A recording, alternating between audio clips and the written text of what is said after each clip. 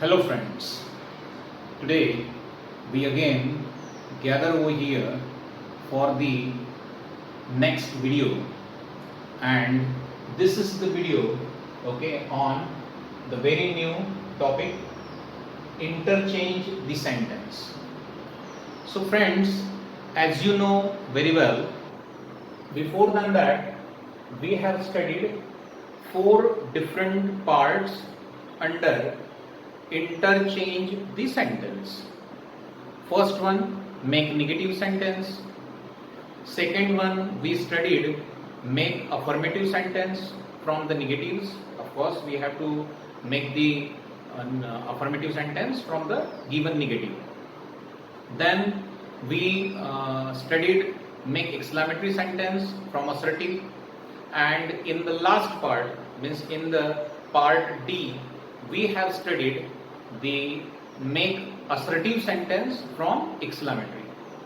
So now we are moving towards the last before part of this topic, and that is the part E. It is the make interrogative sentence. So friend, first one thing we should know, what is mean by interrogative sentence. So interrogative sentence means simple question. Questions means interrogative, interrogative means questions. So let's have a look. This is the tree diagram. We have just framed it out here. So we have the 2 types of sentences. Here we have just have taken. First one is the assertive sentence. Okay. As you know very well, assertive means the sentence begins with the subject and ends with the full stop. The sentence showing different kinds of statements or the declaration or different kinds of information.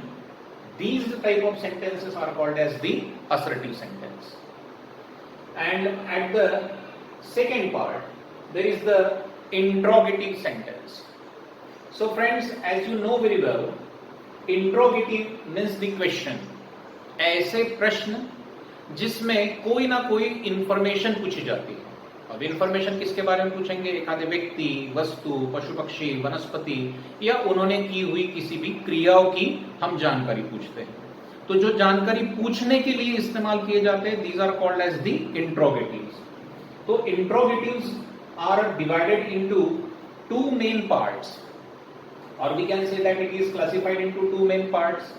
In English, it is the verbal question and the second one is the WH questions. Verbal questions means what? The sentence begins with helping verb and then there is a subject. Means the sentence begins with helping verb and then subject comes in the sentence, and at the end that you can see this is the question mark. Such questions are called as the verbal questions. These questions are called as yes no type question 2. This question is called as yes no type question 2. इसे अगर देखें तो इसे हम yes no type question भी कहते हैं. क्यों? इसके पहले भी हमने इसको स्टडी किया है, तो आपने इसको बहुत अच्छे से सीखा है कि भाई कभी भी किसी भी प्रश्न का आंसर अगर yes या no, ये 2 में से किसी एक पद्धति में अगर देना है तो ऐसे questions yes no type questions कहलाते हैं. इसी को ही हम वर्बल क्वेश्चन कहते हैं. Verbal questions means helping verb से शुरुआत होती है, सब्जेक्ट आता है, फिर बाद में लास्ट में अगर देखा जाए तो क्वेश्चन मार्क आता है. Now let's move towards the second part, that is the WH question. These are the most important questions, and you know these questions are very frequently used, okay, to ask different information. अब WH question का महत्व सबसे ज्यादा है. अब WH question मतलब क्या? देखिए यहाँ पर helping verb plus subject plus question mark ही आ रहा है. मतलब exactly helping verb plus subject plus question mark. यहाँ पर देखिए वर्बल क्वेश्चन को ही हमने रीराइट किया है, लेकिन इसी वर्बल क्वेश्चन के शुरू में अगर एक कन्वीनियंट जो भी उपयुक्त अगर देखें तो आपको WH वर्ड लगाना है, उस WH वर्ड को आप लगा दीजिए. Who, what, when, where, how जैसे 11 अलग अलग प्रकार के WH वर्ड्स है. We have already studied all this part. तो इसे हम WH क्वेश्चन कहते हैं. अब बात क्या दी गई है कि आपको देखिए असर्टिव सेंटेंस दिया गया है और इंट्रोगेटिव्स अगर देखा जाए तो आपको बनाना है. तो असर्टिव से इंट्रोगेटिव बनाते समय तो ज्यादातर अगर देखा जाए तो वर्बल क्वेश्चंस ही होते हैं ज्यादातर. लेकिन ऐसा कोई कंडीशन नहीं है कि भाई वर्बली होना चाहिए. No, that should be also WH questions. लेकिन सबसे ज्यादा जो होते हैं वह अगर देखा जाए तो वह होते हैं आपके कौन से, वह होते हैं आपके ओके वर्बल क्वेश्चंस. और थोड़े बहुत अगर देखा जाए तो कन्वर्जन में आते हैं WH क्वेश्चन. ये कब की बात बता रहे हैं अपन, जब हम असर्टिव से इंट्रोगेटिव बना रहे हैं तब. अब इसे ही अगर देखें तो आपके एग्जाम में रिटोरिकल क्वेश्चंस भी कहते हैं. अब रिटोरिकल क्वेश्चन मतलब क्या, ऐसे क्वेश्चन जिसका आंसर हमें लिखने की जरूरत नहीं पड़ती है. आप तो बोलेंगे ये तो बहुत अच्छी सर बात है कि भाई क्वेश्चन तो है लेकिन आंसर लिखने की अपने को जरूरत नहीं पड़ रही है. बहुत बढ़िया, ओके, ये तो बहुत मस्त शानदार क्वेश्चन है, ऐसे आप बोलेंगे. लेकिन चलो ठीक है, वो अगर देखा जाए तो एक दूसरा पार्ट है. लेकिन रिटोरिक क्वेश्चन मतलब क्या, रिटोरिक क्वेश्चन मतलब ऐसे प्रश्न जिनकी ओके आंसर लिखने की आपको जरूरत नहीं होती है. अर्थात जिसका आंसर उसी में ही अगर देखें तो इंप्लाई किया जाता है, उसी में ही दिया जाता है. ऐसे क्वेश्चंस अगर देखें तो ऐसे क्वेश्चंस को रिटोरिकल क्वेश्चंस कहते हैं. इसे रिटोरिक क्वेश्चंस भी कहते हैं. तो ऐसे क्वेश्चंस अगर देखा जाए तो रिटोरिकल क्वेश्चंस होते हैं. अभी आपको कोई भी सवाल आता है, जैसे कि एक आपको सेंटेंस दिया गया है like this, any sentence you can just take here, okay. और इसमें अगर देखा जाए तो आपको इंस्ट्रक्शंस आती है मेक इंट्रोगेटिव सेंटेंस, आ सकती है ऐसी, या आपको ऐसा भी आ सकता है मेक रिटोरिकल क्वेश्चन. तो ज्यादातर अगर देखा जाए तो रिटोरिकल क्वेश्चंस या मेक इंट्रोगेटिव ये समान ही होता है ज्यादातर केसेस में. Okay, got understood. तो ये सारी चीजें अगर देखा जाए तो ये सारी चीजें आती हैं. देखिए अभी इंट्रोगेटिव्स अगर बनाने हैं तो हमने यहां पर वर्बल क्वेश्चन का ही फॉर्मूला लिखा हुआ है, क्योंकि ज्यादातर हम वैसे ही उसका ही प्रयोग करते हैं. हेल्पिंग वर्ब आ रहा है, उसके बाद में सब्जेक्ट है. अगर आपको है दिया गया वाक्य में तो मेन वर्ब आप ले सकते हैं, उसके कोई भी फॉर्म में वो हो सकता है. ऑब्जेक्ट होगा, कॉम्प्लीमेंट होगा, एंड लास्ट में अगर देखा जाए तो इंट्रोगेटिव है. तो ये कभी ना भूले कि you have to keep question mark at the last, है ना. जैसे असर्टिव में आखिर में फुल स्टॉप आता है, वैसे ही अगर देखा जाए तो यहां पर क्वेश्चन मार्क आता है. अब असर्टिव से इंट्रोगेटिव्स बनाएं कैसे, बहुत आसान पार्ट होता है, ठीक है. लेकिन इसमें कुछ कंडीशंस जो है वो हमने रिटर्न पार्ट में अगर देखा जाए तो आपको नोट्स भेज दिए गए हैं. You have to read it very very well and then you should get ready yourself to solve rest of the other sentences given in the assignment. Assignment में दिए गए जो सेंटेंसेस है वो आपको छुड़ाने के लिए एकदम तैयार होना पड़ेगा. और कैसे छुड़ाने हैं ये तो हम यहां पर बता ही रहे हैं. देखिए, now the question is this, Mumbai is the capital of joy and celebration. This is the full stop. And the instruction is given here, okay, that make interrogative sentence. Interrogative sentence आपको बनाने हैं, ये इंस्ट्रक्शन दी गई है. अब Mumbai is the capital, Mumbai ये राजधानी है, काहे जॉय एंड सेलिब्रेशन मतलब उत्साह और उमंग से भरा अगर देखा जाए तो जो खुशी और उत्साह जो है उसका अगर देखा जाए तो उसका कैपिटल मुंबई ये है. अब आंसर जो क्वेश्चन जो है, इस क्वेश्चन को अच्छे से आप पढ़ लो और उसका अगर देखा जाए तो अच्छे से आप मीनिंग लगा लो. अगर पॉसिबल है तो मीनिंग लगाना आपको बहुत ज्यादा अच्छा रहेगा आपके लिए.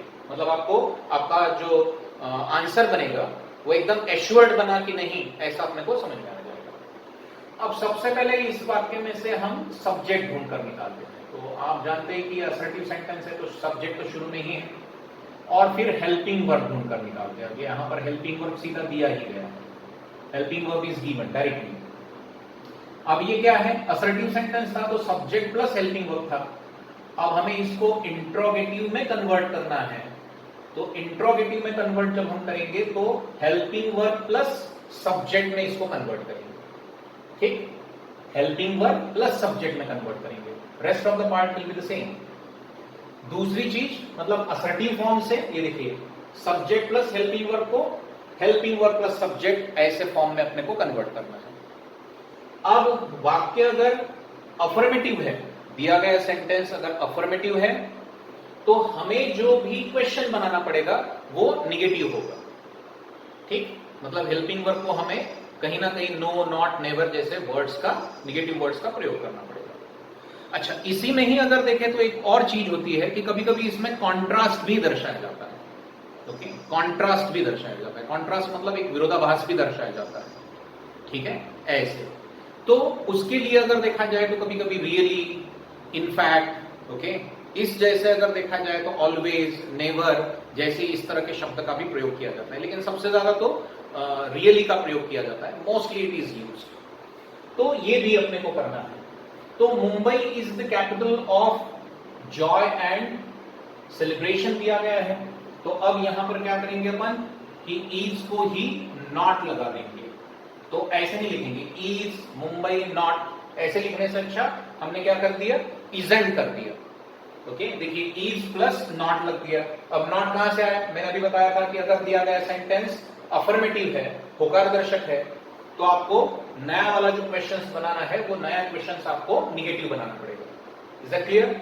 तो ये अफर्मेटिव था तो क्वेश्चन को हमने निगेटिव बनाया, तो निगेटिव बनाते समय हेल्पिंग वर्ब को हमने लगा दिया नॉट, तो ये सामने अगर देखा जाए तो अगर हम इज नॉट रखेंगे तो दिखने में अच्छा नहीं लगेगा, या पढ़ने में भी अगर देखे तो वो एक मतलब आसानी के साथ में हम नहीं बोल सकेंगे, इसीलिए ओके ये हमने इजेंट का प्रयोग किया है, इज प्लस नॉट का शॉर्ट फॉर्म हमने यूज किया isn't.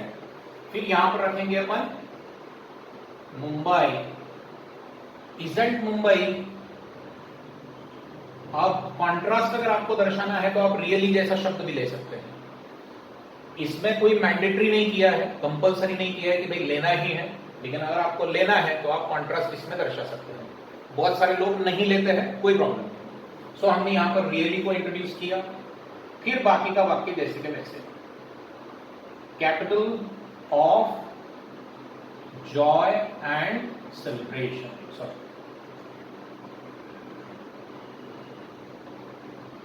Joy and celebration, this is what the question. देखिए subject plus helping verb, helping verb plus subject, okay, तो ये क्वेश्चन हुआ, तो इसलिए अगर देखा जाए तो इसलिए ये क्वेश्चन मार्क हमने दे दिया लास्ट में, okay, we have given the question mark. तो अब क्या हुआ, Mumbai is the capital of joy and celebration, उसी को ही कॉन्ट्रास्ट पद्धति में हमने क्या बोला है, isn't Mumbai really the capital of joy and celebration. क्या मुंबई सही में अगर देखा जाए तो उमंग और उत्साह की राजधानी नहीं है? इसका मतलब क्या है कि सही में अगर देखा जाए तो मुंबई, यह अगर देखा जाए तो उत्साह और उमंग की अगर देखा जाए तो वो एक राजधानी है, ऐसा उसका मीनिंग आता है। देखिए असर्टिव से interrogative, it's very simple, very very simple, anybody can do it very easily. Now let's move towards the second sentence, happiness can't be bought with cash. भाई पैसे से खुशी नहीं खरीदी जा सकती, ये बताया गया है, आपने सुना भी होगा, ओके, तो ये कहा गया है कि पैसे से खुशियां नहीं खरीदी जाती। अब इसमें भी आप अगर देखेंगे तो देखिए हैप्पीनेस ये जो है ये सब्जेक्ट है वाक्य का, और अब देखिए यहां पर ये वाक्य तो अफर्मेटिव था, अब ये वाक्य निगेटिव दिया गया है ना, अंडरस्टूड। अब इसमें अगर देखा जाए तो हेल्पिंग वर्ब भी है और ये नॉट भी दिया गया है, तो इसको हटा देंगे, नॉट को हटा देंगे, और फिर अगर देखा जाए तो हम क्या करेंगे, अब इसको सब्जेक्ट प्लस हेल्पिंग वर्ब की रचना को हेल्पिंग वर्ब प्लस सब्जेक्ट में डाल देंगे, तो क्या हो जाएगा, कैन हैप्पीनेस। अब हैप्पीनेस जैसे ही पीछे आ गया इसका एच स्मॉल हो गया, कैन जैसे ही आगे गया, okay, so you know that the rule of the punctuation, the first letter always should be capital, the first letter should be capital always, okay. तो ये देखिए can happiness be bought with cash. अब देखिए कैसे contrast आ गया इसमें, देखिए can happiness be bought with cash, क्या पैसे से खुशियां खरीदी जा सकती हैं? तो उत्तर में क्या होगा? बिल्कुल नहीं। पैसे से अगर देखा जाए तो कभी भी खुशियां खरीदी नहीं जाती। ये देखिए, जो मीनिंग इसका है वही मीनिंग इसका है, लेकिन ये असर्टिव है, सब्जेक्ट से शुरुआत, हेल्पिंग वर्ब प्लस इधर में अगर देखा जाए तो फुल स्टॉप। इसमें अगर देखें तो देखिए हेल्पिंग वर्ब से शुरुआत, और यहां पर अगर देखा जाए तो क्वेश्चन मार्क। तो इस तरह से यह अगर देखें तो ये हेल्पिंग वर्ब है, ये अगर देखें तो आपका सब्जेक्ट है, हेल्पिंग वर्ब ये सब्जेक्ट। तो इस तरह से अगर देखें तो इस तरह से ये संपूर्ण चीज आपको दिखाई देती है। Number 3, let's have a look over there. Harish does not save me in such a way. Harish अगर देखा जाए तो मुझे इस तरह से बिल्कुल भी नहीं बचाता, ये बताया गया है। हरीश नाम का जो व्यक्ति है या लड़का है, वो मुझे इस तरह अगर देखा जाए तो बिल्कुल भी नहीं बचाता। ओके, तो अब सवाल ये आता है कि भाई हरीश मुझे किस तरह बचाता है, या ये तो क्वेश्चन हो गया, लेकिन हरीश अगर देखा जाए तो मुझे इस तरह बचाता है क्या, ऐसा सवाल आएगा, ऐसा इंट्रोगेटिव आएगा। तो हम क्या करेंगे, देखिए फिर से वही आपको इंट्रोगेटिव सेंटेंस बनाना है। सब्जेक्ट ये है, ये अगर देखा जाए तो हेल्पिंग वर्ब है, ये नॉट है, ये निकल जाएगा, क्योंकि अभी हमने बताया था कि दिया गया वाक्य अफर्मेटिव है तो नया वाला वाक्य निगेटिव करेंगे, और निगेटिव अगर है, दिया गया सेंटेंस निगेटिव है, तो देखिए हमने यहां पर अफर्मेटिव कर दिया। Understood? So this is the most important thing. तो ये नॉट निकल जाएगा अब यहां से, और हम अगर देखा जाए तो क्या करेंगे, इस डज को सामने लेके आएंगे। डज हरीश, अब इसमें आपको अगर कॉन्ट्रास्ट दर्शाना है तो आप रियल भी लगा सकते हैं, बिल्कुल, लेकिन आपको अगर नहीं लगता है कि नहीं लगाना चाहिए तो आप सीधा ऐसे भी लिख सकते हैं, does Harish save me in such a वे। क्या हरीश मुझे इस तरह अगर देखा जाए तो इस तरह मुझे बचाता है? क्या हरीश मुझे इस तरह बचाता है? तो इसका मतलब यह है कि हरीश मुझे इस तरह कभी भी नहीं बचाता। अंडरस्टूड? देखिए, कॉन्ट्रास्ट ऑलरेडी आना चाहिए, ऐसे क्वेश्चन जिसमें उसका आंसर पक्का दिया गया है। ओके, ऐसा। अब फोर्थ में है, I knew, this is the knew, know का पास्ट टेंस है, KNOW, नो का पास्ट टेंस न्यू है। My sisters hated it equally, मुझे पता था कि मेरी बहनें भी अगर देखा जाए तो उस चीज को उतना ही तिरस्कार करती है। ओके, ऐसे इसमें बताया गया है। अब इसमें अगर देखें तो अभी आप देखते हैं कि भाई इसमें सब्जेक्ट तो है, लेकिन अब अगर देखा जाए तो इसमें हेल्पिंग वर्ब नहीं है। अब देखिए, इसके पहले भी मैंने बताया था कि अगर दुनिया के कोई भी सेंटेंस में हेल्पिंग वर्ब नहीं है तो वो सेंटेंस दो टेंस में से एक टेंस में होता है, आइदर वो सिंपल प्रेजेंट टेंस होगा या और अगर देखा जाए तो वो सिंपल पास्ट टेंस हो जाएगा। क्लियर? अब यहां आप देखेंगे कि मेन वर्ब का ये सेकेंड फॉर्म है, नो का सेकेंड फॉर्म, पास्ट टेंस है न्यू, तो ये आ गया, इसमें कोई हेल्पिंग वर्ब नहीं है, और हेल्पिंग वर्ब के बगैर हम क्वेश्चन नहीं बना सकते। ऐसा नहीं करेंगे कि भाई मेन वर्ब को सामने ले लो, हो गया क्वेश्चन, ऐसा कभी देखा है आपने? Okay, not, no, not exactly, it never happened. Okay, ये कभी भी नहीं होता। तो अभी अपने को सब्जेक्ट और मेन वर्ब का सेकेंड फॉर्म दिया है, सिंपल पास्ट टेंस का वाक्य, आप जानते हैं टेंसेस अपने बहुत भलीभांति और बहुत सुंदर तरीके से हमने सिखाए हैं। अब अगर देखा जाए तो अब ये मेन वर्ब का सेकेंड फॉर्म मतलब सिंपल पास्ट टेंस है। बताइए तो सिंपल पास्ट टेंस के हेल्पिंग वर्ब कौन से होते हैं? एकदम सही, सिंपल पास्ट टेंस के हेल्पिंग वर्ब केवल एक है, and that is did. Okay, आपको डीड लेना है, वॉज वेयर नहीं। अगर आपको किसी ने भी ये बताया है कि सिंपल पास्ट टेंस के हेल्पिंग वर्ब वॉज वेयर है, या आपने अपने ही मन में ये मतलब विचित्र भाव रखा है कि भाई सिंपल पास्ट टेंस के हेल्पिंग वर्ब तो वॉज वेयर होते हैं, that is absolutely wrong. Simple past tense का एक ही हेल्पिंग वर्ब है, and that is the did. तो हमें यहां पर डीड लेना पड़ेगा। लेकिन आप देखिए कि ये वाक्य जो है, ये वाक्य अफर्मेटिव है, तो हमें डीड को क्या लगाना पड़ेगा? नॉट लगाना पड़ेगा। तो मैंने डीड को देखिए इस तरह से नॉट लगा दिया, डिडंट। ओके, आई, फिर यहां पर रख देते हैं। अब यहां पर न्यू नहीं होगा, क्योंकि ऑलरेडी यहां पर पास्ट टेंस हो चुका है, डीड हमने ले लिया है, डिड में ऑलरेडी पास्ट टेंस हो चुका है, तो यहां पर हमने न्यू नहीं लिया, न्यू का प्रेजेंट फॉर्म हमने किया कौन सा, नो। ये आपने बहुत अच्छे से सिखाया है, आपने भी बहुत अच्छे से सीखा है कि कभी भी अगर सिंपल पास्ट टेंस के वाक्य में डिड आता है तो फिर उस वाक्य में मेन वर्ब का फर्स्ट फॉर्म आता है। So that is the thing we have already taken. Okay, understood? That is the thing. Didn't I know my sisters hated, इसको कुछ नहीं करना है, अब ये हेटेड का हेटेड ही रहेगा। अच्छा, ऐसा क्यों? क्योंकि देखिए इसमें दो वर्ब थे, हमें इस वर्ब को अगर देखा जाए तो डिड नॉट नो को हमने, ये देखिए न्यू को हमने कन्वर्ट किया डिड नॉट नो में, तो ये हेटेड जो है वो जैसे कि वैसे ही रहेगा, क्योंकि यहां से वो दूसरा वाक्य है, यहां से वो दूसरा वाक्य है, तो ये जैसे कि वैसे ही रहेगा, इट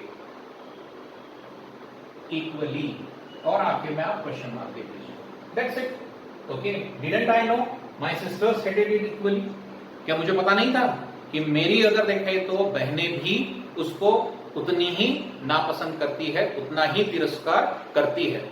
मतलब इसका ये कि मुझे बहुत अच्छे से पता था कि मेरी बहनें भी अगर देखा जाए तो उतना ही तिरस्कार करती है जितना कि और कोई करता होगा या मैं करता होगा, तो वो नहीं दिया गया है।